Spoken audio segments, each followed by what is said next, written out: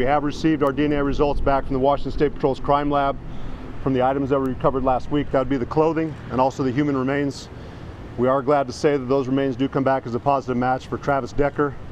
It's a big day for Chelan County Sheriff's Office, all of our federal partners, that we can finally bring a close to this dark chapter of Chelan County. Certainly pay respects to the deaths of Peyton, Evelyn, and Olivia. We wanted to show honor to them, let them know that we never forgot about them. We haven't forgot about their family.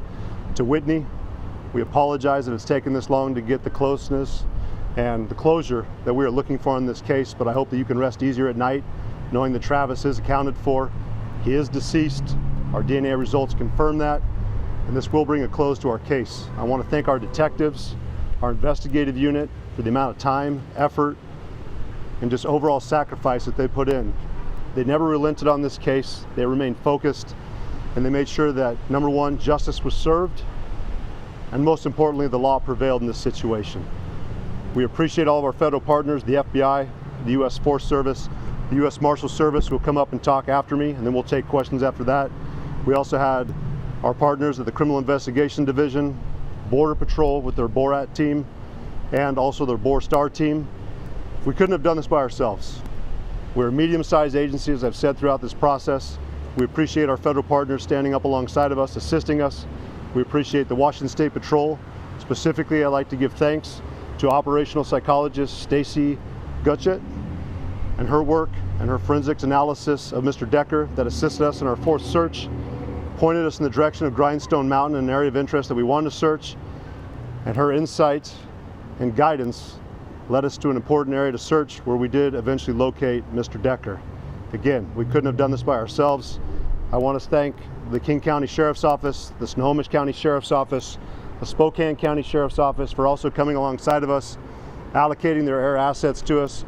We could not have done it by ourselves if we had not had the rappelling capabilities that we had from the helicopters.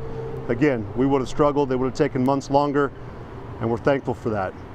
But most importantly, to our community, thank you. Thank you for supporting us, being patient. We wanted this wrapped up within the first couple days. We knew it took months. We knew that you sat on edge as we were also stressed out about this situation. But again, you never wavered your support from us. We're grateful for that. We haven't forgot it, and we hope that you can also rest easy at night knowing that Mr. Decker is accounted for. Unfortunately, he's deceased. To his family, my condolences to you. I understand this could be your brother, your son, your family member. We never wanted any harm to come to him, but unfortunately the circumstances are what they are. He succumbed to whatever injuries those were. We're going to hear back from our coroner's office, the medical examiner, if they're able to get a cause of death or a time of death. But we appreciate them also working with us, working closely with us, and also being respectful of those remains as we found them. We will hand them back over to his family when the time's appropriate. But we just thank everyone that has come alongside the Chelan County Sheriff's Office, the media, who has also been here assisting us as we've kept Mr. Decker's face out there in public. I know at times a lot of the citizens, not only here in Washington State, but nationally, were wondering when are we going to get closure to this case. Again, we needed the media to do this. We needed them to keep their face out there so we could have Travis, if he was out beyond our borders, at least under some pressure. But again, fate had what it was. We were able to locate him, and again, we appreciate it. I'm going to let the U.S. Marshal Service also present. They've been alongside us from day one. We appreciate that partnership, the resources, the finances they put into this. We couldn't have done it without them. Same with the FBI, but the Marshal Service really took on a heavy burden for us, overseeing the search efforts, while our detective investigative units went and focused primarily on the investigation, knowing that we were getting ready for a criminal trial. This was a triple homicide. We never lost sight of that. This was also a kidnapping. We never lost sight of that. Before I conclude, though, I also want to make sure that I pay thanks specifically to the Wenatchee Police Department, Detective Hewitt. If it had not been for his tireless effort, the days coming up to Monday when we jumped into this investigation, we would have had 2,900 square miles that we've had to search without any real guidance. His efforts, the Wenatchee Police Department, their investigative unit, certainly gave us a leg up to be able to track them down, get to the site quickly. We thank Deputy Mike McLeod for his quick work in finding that campsite.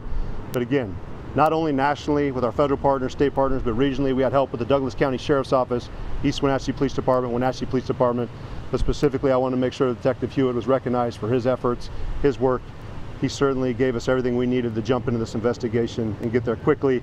And they continued to stay beside us, talking with Whitney and the family, making sure that they were talking with them as we were focusing on the investigation. So I just want to make sure I said thank you to them as well.